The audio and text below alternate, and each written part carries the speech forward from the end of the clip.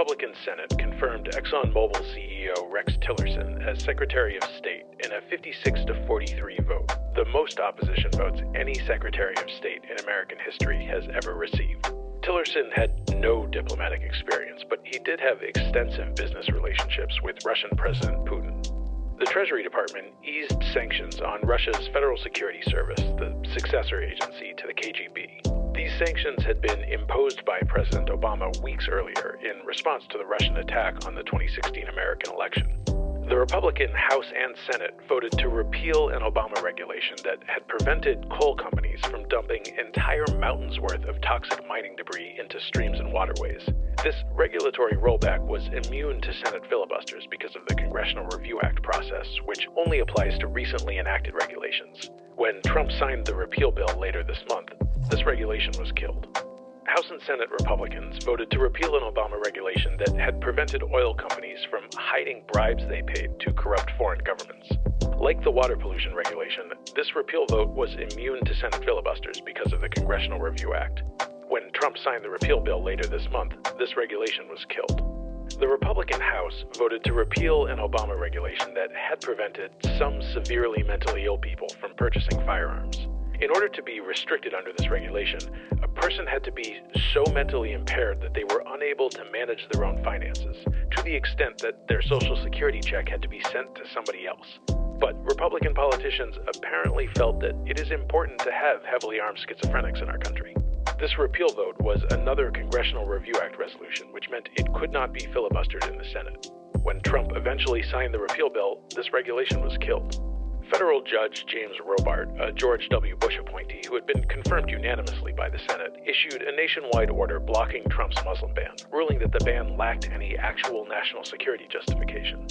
Trump ordered the Department of Labor to delay implementing the Fiduciary rule. This Obama regulation required financial advisors to act in their clients' best interests when managing retirement accounts, instead of steering clients toward investments that paid the advisor higher fees. The USDA removed all animal abuse inspection records from its public website, making them available only through lengthy Freedom of Information Act requests. These records documented violations of animal welfare laws at research labs, meatpacking plants, puppy mills, and other facilities that use animals. Hiding these records made it easier for agribusiness to get away with animal cruelty, which was the only conceivable reason for hiding the records. The Republican House voted to repeal an Obama regulation that prevented hundreds of thousands of tons of methane every year from being released into the environment when fossil fuel companies drill on public lands. This repeal vote was another Congressional Review Act resolution, which meant it could not be filibustered in the Senate, but amazingly, the Senate actually voted this repeal down several months later in May, when Democratic senators were joined by 3 Republican senators in supporting the regulation. And that highlights something that's worth pointing out. As we examine the Trump era, we're going to see a lot of insane, horrible things. And it is worth remembering that most of those insane, horrible things could have been prevented, or at least blunted, if just a couple of Republican senators did the right thing. So, as we go through the next several years, keep an eye out for how they almost never do. Vice President Mike Pence cast a tie-breaking vote to confirm Republican oligarch Betsy DeVos as Secretary of Education. The first time in American history that a vice president had to break a tie in order to get a cabinet nominee confirmed. DeVos had no government experience and no experience working in public education, but she was a billionaire whose family had spent hundreds of millions of dollars buying Republican politicians over the last several decades. Her confirmation put someone in charge of America's public schools who had never taught in one, never attended one, whose children had never attended one, and whose life work was dismantling them. The Republican Senate confirmed Jeff Sessions as Attorney General. Back in the 1980s, Sessions had been rejected by the Senate for a federal judgeship because he was considered, in the 1980s, to be too racist. The Republican House voted to repeal 2 Obama regulations in order to lower teacher qualification standards in public schools and to reduce funding of public schools in low-income areas. These were both Congressional Review Act resolutions, which meant they could not be filibustered in the Senate. Both repeals would eventually be signed into law by President Trump. Trump told the American public that the murder rate was at a 47-year high, which was a lie. In fact, it was almost the lowest it had been in decades. This was part of the Trump administration's efforts to make Americans think we lived in a much more dangerous country than we actually do, because scared people are more willing to give up liberty for promises of security. White House Press Secretary Sean Spicer 3 times in a week publicly referred to, quote, recent terrorist attacks in Atlanta. The most recent terrorist attack in Atlanta had been decades earlier, all the way back in 1996, when a white supremacist set off a pipe bomb during the Olympics. This pattern of inventing terrorist attacks that never happened was part of the administration's broader strategy of creating false narratives about security threats in order to justify discriminatory policies and authoritarian measures. In response to continued press reports about his calls with the Russian ambassador, Trump's national security advisor, Michael Flynn, told the public that those conversations did not include discussing lifting U.S. sanctions on Russia. Flynn and the Russian ambassador had multiple conversations on the same day in December when President Obama imposed new sanctions on Russia in response to its attack on the 2016 American election. The next day, the Washington Post reported that Flynn was lying. The Republican Senate confirmed Tom Price as Secretary of Health and Human Services, putting a longtime opponent of Obamacare in charge of implementing it. Price was a Republican congressman who, as chairman of the House Budget Committee during the last 2 years of the Obama administration, had been one of the leaders in the constant Republican efforts to strip health care from millions of low-income Americans in order to fund tax cuts for extraordinarily wealthy people. A 3-judge panel of the Ninth Circuit Court of Appeals denied the Trump administration's appeal of Judge Robart's order blocking the Muslim ban. The Republican Senate confirmed Steve Mnuchin as Treasury Secretary, putting a former Goldman Sachs executive in charge of America's financial policy. Mnuchin had made millions buying up distressed banks after the 2008 financial crisis and then aggressively foreclosing on struggling homeowners. His bank, OneWest, was known for its particularly cruel foreclosure practices, including foreclosing on a 90-year-old woman over a 27-cent payment error. Trump's national security advisor, Michael Flynn, resigned in disgrace after only 24 days in office, hours after it was publicly reported that a few weeks earlier, before Trump fired her, then acting Attorney General Sally Yates had warned the White House that Flynn might be vulnerable to Russian blackmail because he'd been lying to the vice president and to the FBI about the nature of his calls with the Russian ambassador. The most salient takeaway from this incident was almost entirely lost in the noise at the time.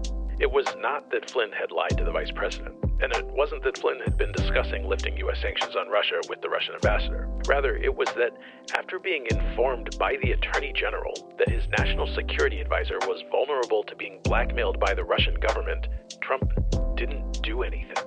He didn't remove Flynn from office for more than 2 weeks, and he only removed him when doing otherwise became politically untenable once the whole thing became a massive news story.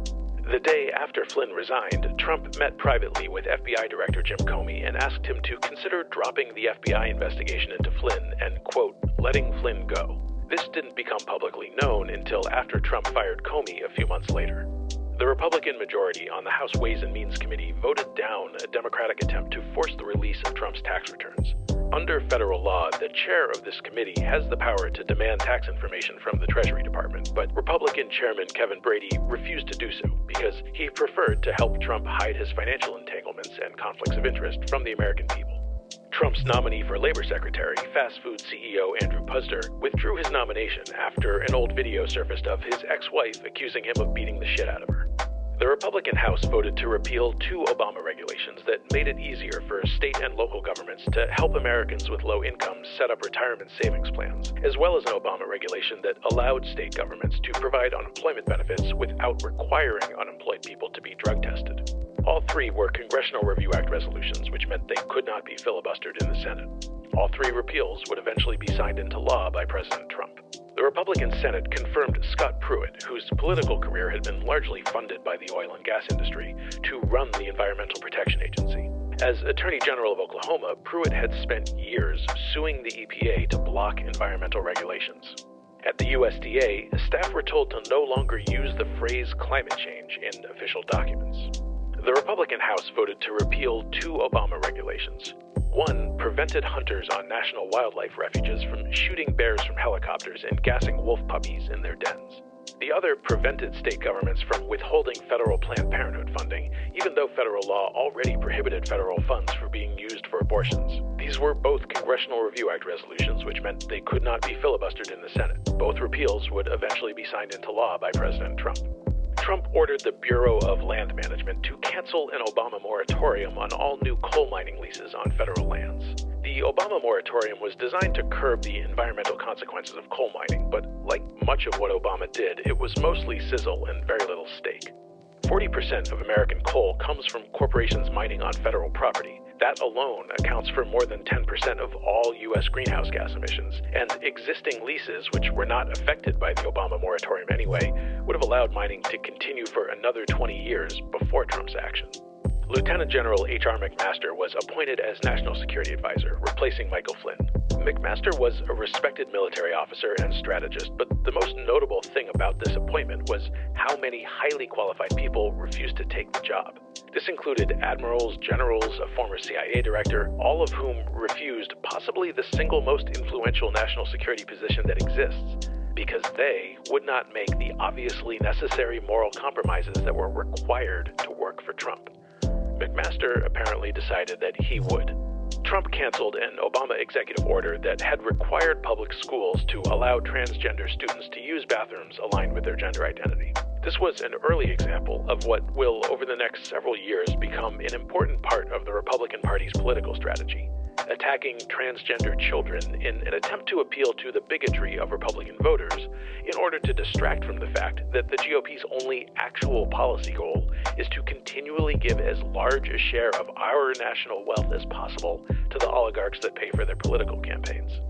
Attorney General Jeff Sessions reversed an Obama Justice Department policy that had been phasing out the use of private for-profit prisons to hold federal prisoners. This was basically a payoff to the private prison industry, which had donated heavily to Trump's campaign. The decision came despite evidence that private prisons provide worse conditions and result in higher recidivism rates than public prisons.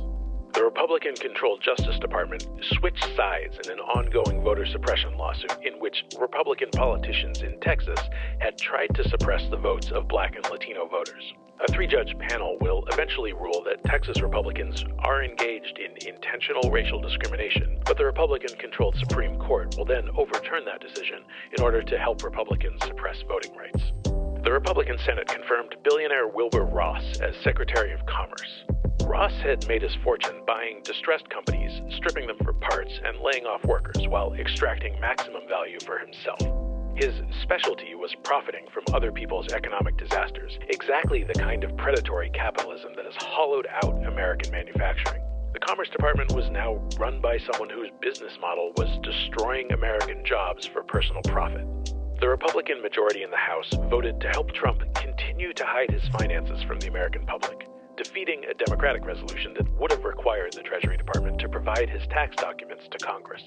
Trump ordered the Environmental Protection Agency to begin the process of repealing the Clean Water Rule, which is a major federal regulation that is largely responsible for preventing water pollution in the United States.